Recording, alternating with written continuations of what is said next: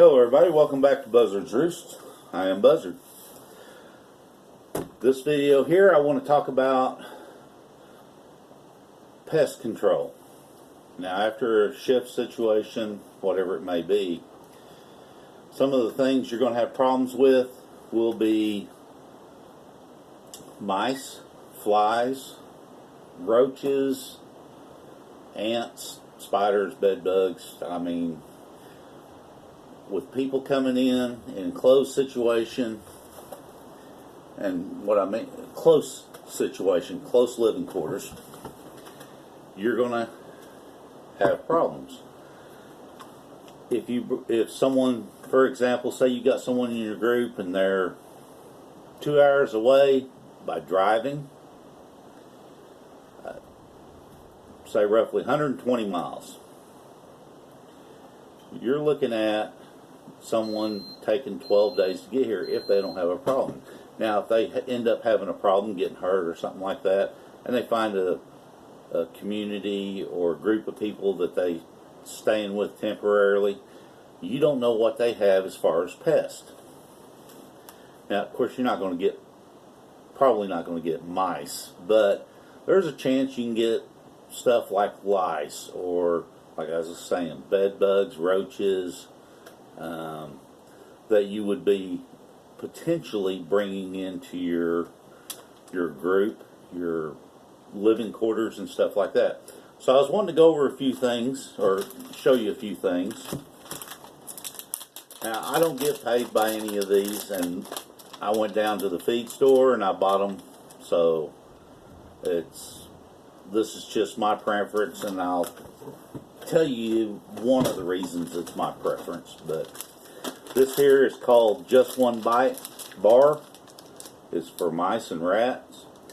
Now, I have used this whenever we've had a mouse problem, and it is not uncommon to find the mouse or the rat within a couple of feet of this bar. I don't know what's all in it. It's supposed to be good for meadow voles, and it's Norway rats, roof rats, house mice. Now, if you've got a cat that is a mouser, you may not want to use this where they're going to be working. So be careful when you use this stuff. Like I said, this is what I found works best other than a mouse trap, which I don't have one up here. I should have put one up here. But that item's good. Now, this here is called Roach Rid. I don't know who started it, but I do know it's just boric acid. So if you can find boric acid, which is probably cheaper, buying out straight out boric acid, this is supposed to be good for roaches, ants, silverfish, and it says long-lasting protection. You want to use this in a dry area, because I don't know if it's very effective if it gets wet. But anyway, this would be good to put, say, maybe in the back of your cabinets, or under your stove, whatever it is. Anyway, it's not, as far as I know, not harmful to people or pets. I'm sure if you took you a couple big spoonfuls, it wouldn't be good for you. But anyway, boric acid. Another thing that's going to be a big problem is flies. People's going to have their windows open, especially if you don't have electricity. You can't run your air conditioner or any electricity stuff. So flies are going to be a big problem. This is called a Fly Stick Junior. Now, they make one that's big. I'll get the prices in a little bit here. These are also the ones that you hang up. You pull them out, and it's got like a ribbon on it that's sticky. This would be good too. And these aren't too bad as far as price-wise. Excuse me.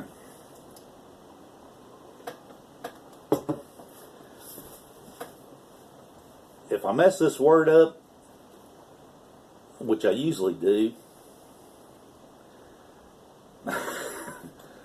diatomaceous earth.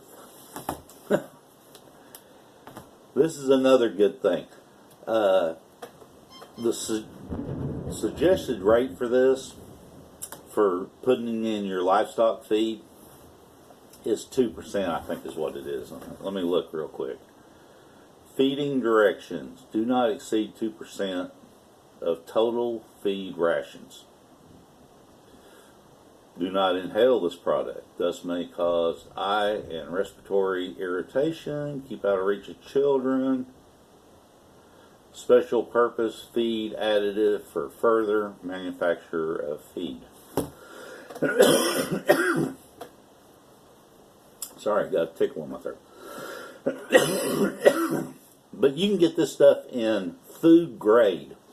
Now, I've got a bag, a pretty good sized bag. It's about yay so tall, that are in my long-term food storage. Now, the food grade, if I understood right, is something that you can also put in in your long-term food storage, as far as to keep bugs and stuff down. Now, this here is specified as for in feed, so I don't think this is food grade. I wouldn't think it is. Anyway, it's very good. Look it up on the internet. One of the things I've seen that it works good for is like bed bugs. So it may not be a bad thing to keep on hand even now, especially if you travel.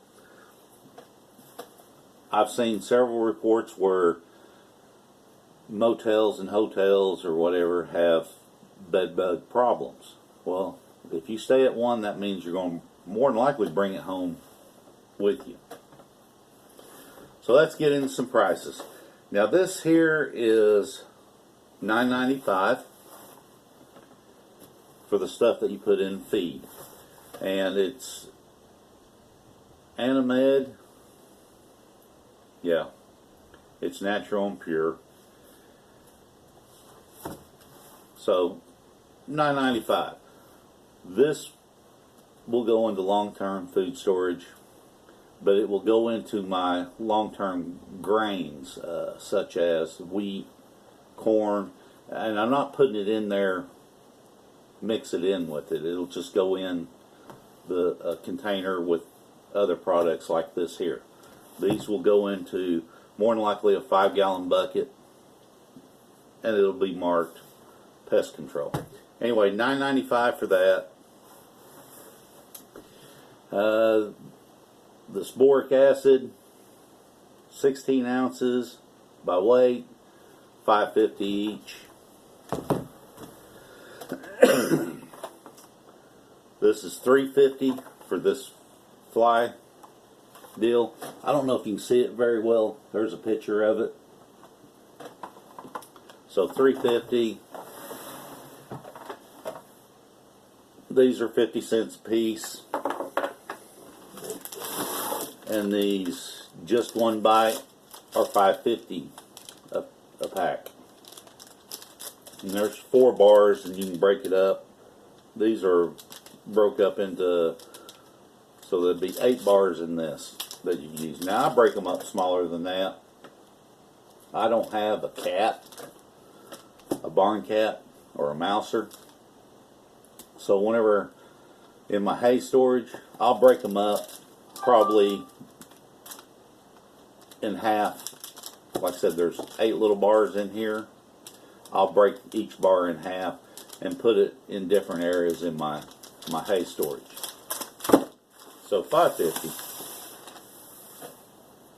Like I said, that'll help keep probably a lot of misery after a shift situation.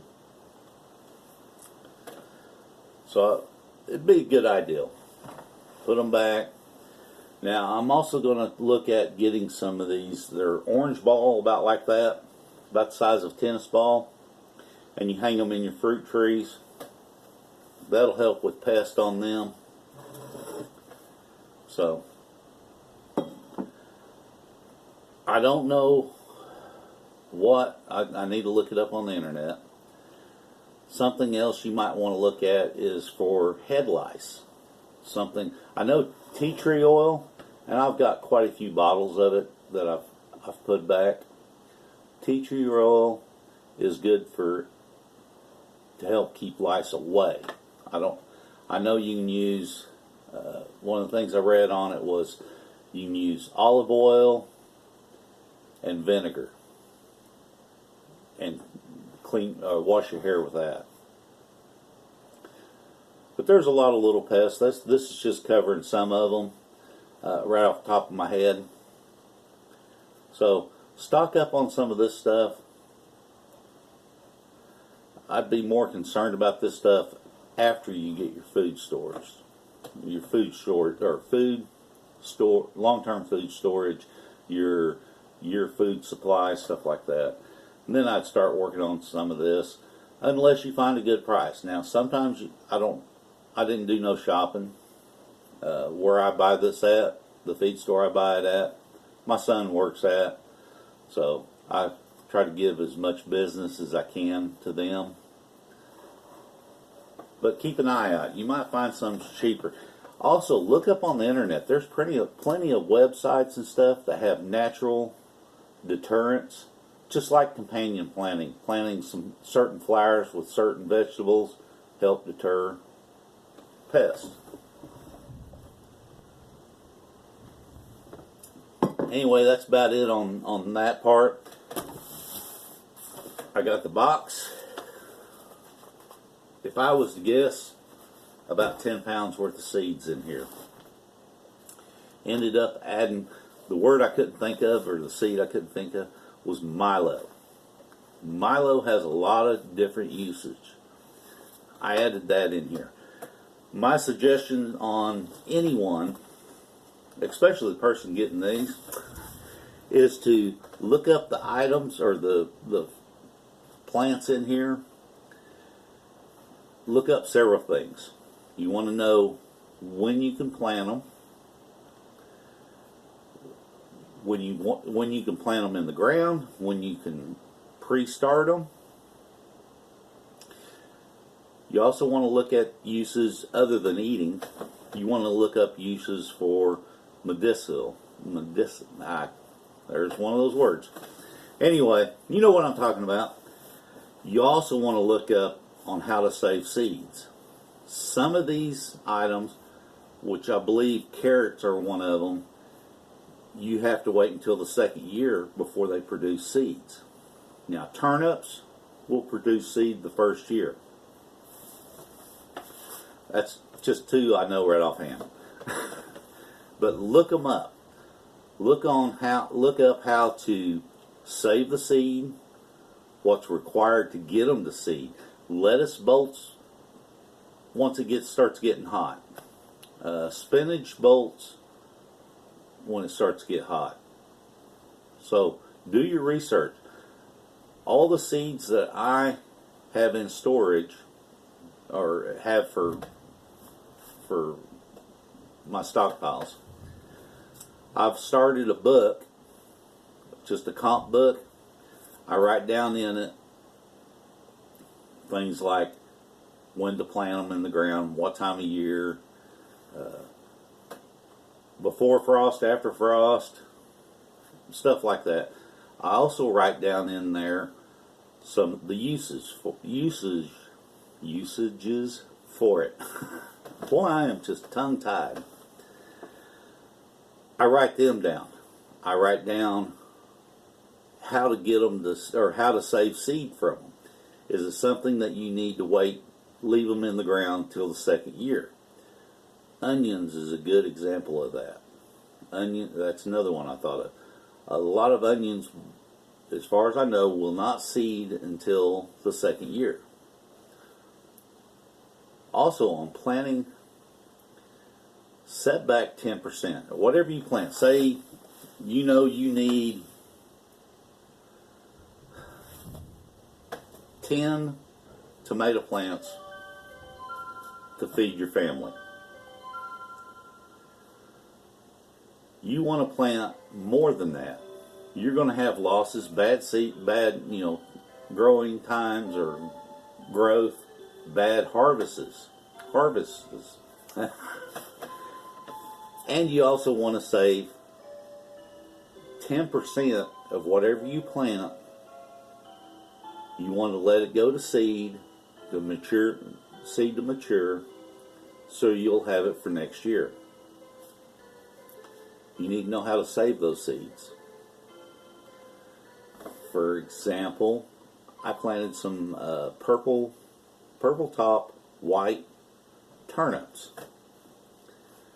I've never eaten turnips before, but I let a lot of them go to seed. Instead of picking them, I was feeding them to the pigs or the animals, and I've got a big bag of seed from them. They produce a lot of seed. So I write that stuff down in a comp book that's marked garden. I also put in that comp book any rotations I do on my vegetables. So just do it. Do your research.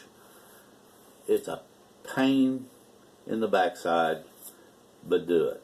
Write it down. If you're anything like me, you read something, and then by the time it goes to seed, you forgot how to do all the stuff. So, do your research.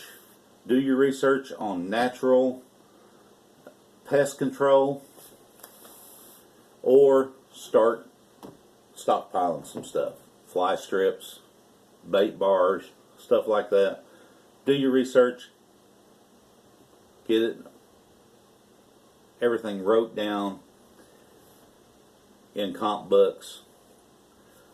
I've stumbled through this pretty much most of this video. Anyway, remember, only dead fish follow the flow of the stream. Don't be a dead fish. This is Buzzard. See ya.